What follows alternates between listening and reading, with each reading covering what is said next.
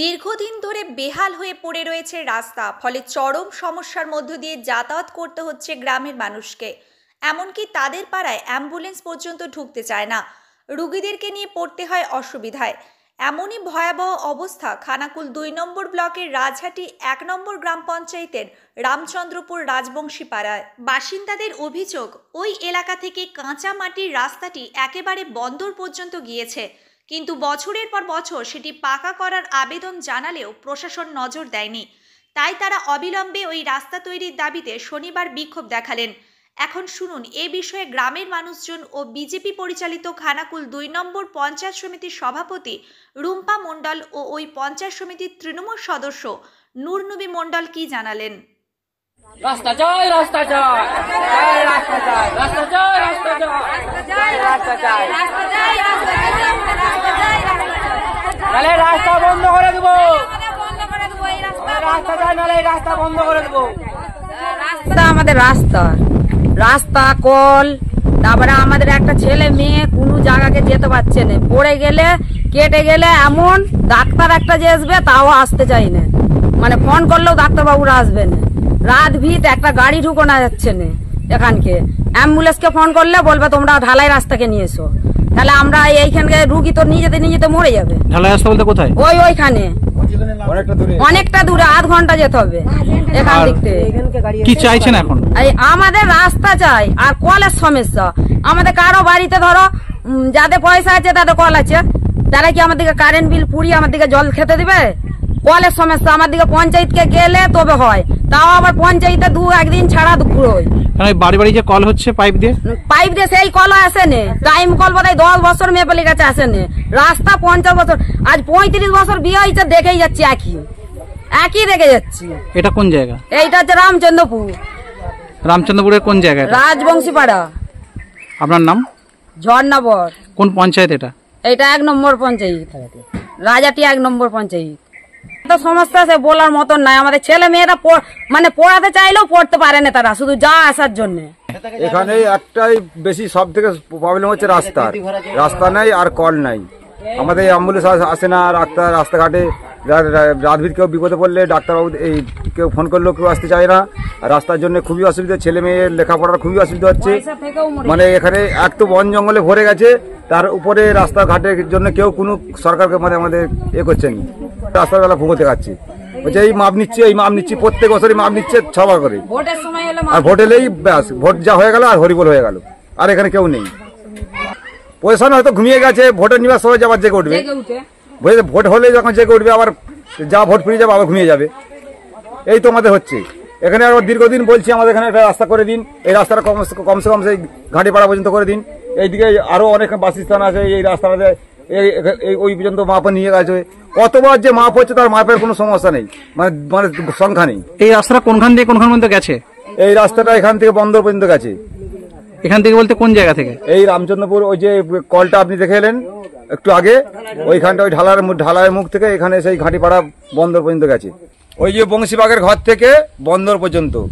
আর এই যে অজগাবিতলা আমার এটা বাবা পীরের থান, এইখান থেকে বাসুবুদুকের ঘর পর্যন্ত রাস্তাটা মেরামত করছে। আর সরকারকে অনুরোধ করছি যেন এটা করিয়ে দেয়, আর এখানে একটা কল বসিয়ে দেয়। এটা কোন জায়গা? এটা রাজবংশীপাড়া, রামচন্দ্রপুর, অজগাবিতলা। আপনার নাম? আমার নাম প্রাণেশ্বর পাল। কি সমস্যা রাস্তার কি সমস্যা? হ্যাঁ, আমাদের রাস্তা চাই, আমাদের রাস্তা চাই। কতদিন থেকে এরকম সমস্যা আছে? রাস্তা চাই, এইসব রাস্তা চাই, আমাদের এইসব রাস্তা চাই। এরকম বান পেরি চেনা পেনা সব যাচ্ছে এসছে, সব একখানি করে জল বেনি সব পেরি যাচ্ছে। রাস্তা চাই, রাস্তা। বর্ষাকালে তো বৃষ্টি হয়, অসুবিধা হয় কিছু বৃষ্টিতে? রাস্তাতে বৃষ্টি হয়, কাদা হয়, চেনা পেনা চলতে পারেনি, এইসব বুড়িরা চলতে পারিনি, কি কষ্ট। ছেলেরা সব ঘুমাবেই পাঁচাবেই নিয়ে যায়। আমাদের সব রাস্তা চাই, রাস্তা পাকাটা। এটা আপনার নাম কি? আপনার নাম? আমার নাম ঠান্ডা বাটা।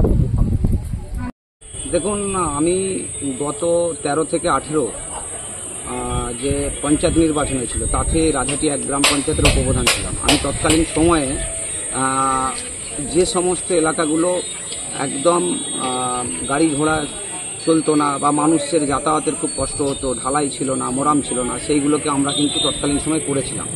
তারপরে 18 থেকে 23 পঞ্চায়েত সমিতির পূর্ত কর্মাধ্যক্ষ ছিলাম, সেই সময়তেও অনেক রাস্তা করেছি। আর রামচন্দ্রপুরের যে বস্তিটার কথা বলছেন, রাস্তাটার কথা, ওই এলাকাটা খুব দুর্ভোগের মধ্যে দিয়ে মানুষ যাতায়াত করেন, এটা আমি জানি।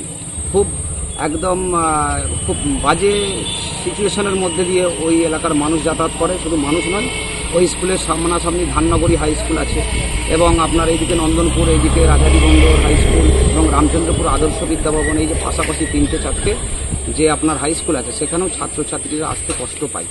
এইগুলো আমরা দীর্ঘদিন ধরেই করে আসছি আস্তে আস্তে। কিন্তু আপনারা জানেন যে গত যে 2023-এর যে নির্বাচন হলো, পঞ্চায়েত নির্বাচন, সেখানে এই খানাকুল 2 নম্বর পঞ্চায়েত সমিতি এবং এই রাজাটি 1 জিপি এইগুলো সমস্ত আপনার হচ্ছে বিজেপি পরিচালিত, এবং এখানে 2021-এর বিধানসভাতেও বিজেপির বিধায়ক। তো এগুলো বলার কিছু নেই, মানুষ দেখুন, আপনারাই দেখুন না যে কাকে ভোট দিয়ে জিতিয়েছেন খানাকুলের মানুষ। 2021 সাল থেকে একটা বিধায়ক কি রাস্তা করতে পারেন না? এই যে পঞ্চায়েত ভোট 1.5 বছর হতে যাচ্ছে, পঞ্চায়েত সমিতি তাদের হাতে আছে, তারা কি একটা রাস্তা, এত মানুষের কষ্ট হচ্ছে, একটা কি রাস্তা করতে পারতেন না?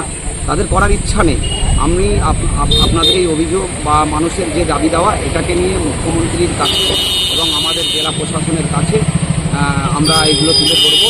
আশা করি নিশ্চিতভাবে দায়িত্ব নিয়ে বলতে পারি এটা খুব তাড়াতাড়ি যাতে সমাধান হয়, তার জন্য আমরা সচেষ্ট থাকবো মানবিকভাবে। আপনার পরিচয়? আমার নাম নুরনবী মণ্ডল, খানাকুল 2 নম্বর পঞ্চায়েত সমিতির সদস্য। আপনাদের মধ্য দিয়ে শুনলাম, তো আমরা চেষ্টা করব যে কীভাবে কী কাজগুলো যত তাড়াতাড়ি সম্ভব কাজগুলো করানো যায়, অবশ্যই করার চেষ্টা করব। আমাদের কাজের সব জায়গায় হচ্ছে, দেখবেন রামচন্দ্রপুরে অনেক জায়গায় কাজ হচ্ছে, তো আমরা অবশ্যই চেষ্টা করছি যে দ্রুততার সঙ্গে প্রতিটা মানুষের পাশে গিয়ে দাঁড়াতে এবং কাজ করতে। তো আমাদের হচ্ছে যে আগের স্কিমগুলো ছিল আমরা সেই কাজগুলি করছি, নতুন যে স্কিমের কাজগুলো আমরা এখনও শুরু করতে পারিনি। তো আমাদের এই ভোট পরবর্তী পর আমরা কাজগুলো শুরু করব এবং যে কাজগুলো আমাদের দ্রুততার সাথে শেষ করবে, এবং আমরা বিজেপি মানুষের পাশে আছে, মানুষের কাজ করার দিকে সব কিছুতেই লক্ষ্য রেখেছে। তো আমরা মানুষের পাশে আছি, তো মানুষের অবশ্যই উন্নতি করার দিকে চেষ্টা করব। ধন্যবাদ। নিউ নূর সোফা সেন্টার, এখানে সমস্ত রকম সোফা পাইকারি ও রিটেলে বিক্রয় করা হয়। সমস্ত সোফা নিজস্ব কারখানায় তৈরি করা হয়। প্রোপাইটার হানিফ হোসেন খাঁ ও রুহুল হোসেন খাঁ, বড়ডোঙ্গল হাটতলা সিনেমা হলের সন্নিকটে, হুগলি। যোগাযোগ 7797170093 এবং 9382003105।